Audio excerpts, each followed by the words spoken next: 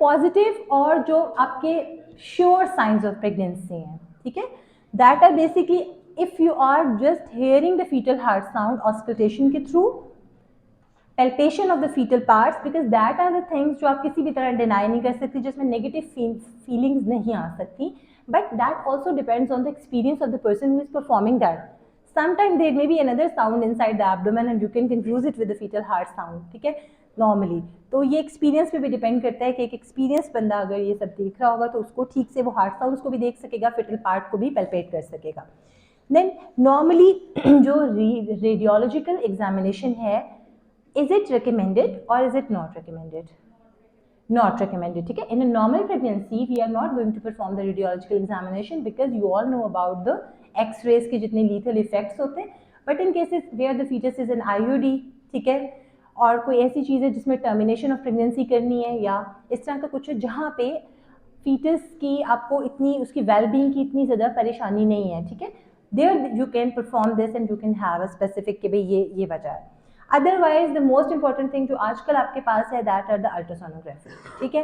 तो जो पहली चीज़ आपकी पॉजिटिव या श्योर साइंस ऑफ प्रेगनेंसी में फॉर द टुडेज सेटअप आती है वो अल्ट्रासाउंड आ जाती है, ठीक है, या ब्लड में भी आपके ECG लेवल. तो ये दोनों चीज़ें बहुत इनिशियल आती हैं कि बिल्कुल शुरू में अगर आपको ये मिल जाए तो आप बहुत जल्दी अर्ली प्रेगनेंसी डिटेक्शन कर लेते हैं in that cases. Then the presence of the foetal cell in the mother's blood, that can also, because ये चीज़ें तब इंपॉर्टेंट होती हैं. फॉर एग्जाम्पल आपके पास एक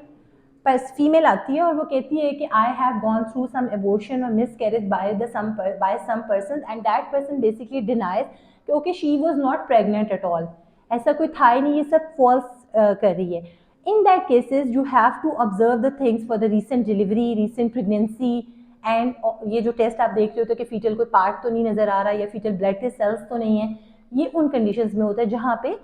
प्रेगनेंसी आपको श्योरली नज़र नहीं आ रही और आपको क्लेम हो रहा है कि भी प्रेगनेंसी थी. स्पेसिफिकली इनहेरिटेंस के क्लेम्स होते हैं, जैसे for example if a widow is there and she had a baby और अ प्रेगनेंसी विद हर, तो उसमें कंपनसेशन या उसके राइट्स बढ़ जाते हैं as compare to person who is not married और प्रेग्नेंट और उसके कोई इशू, उसके बेबीज़ कोई नहीं होते. तो in that cases civil cases बहुत आते हैं, या इलिजिटिमेट चाइल्ड है कोई या नहीं है कोई, somebody is claiming कि there is a child, तो वहाँ पे मेडिकल लीगल एग्जामिनेशन होता है from the forensic specialist, either she is pregnant or not, and if she is pregnant तो उसमें फिर हम DNA करके देख लेते हैं, paternity test और वो सारा.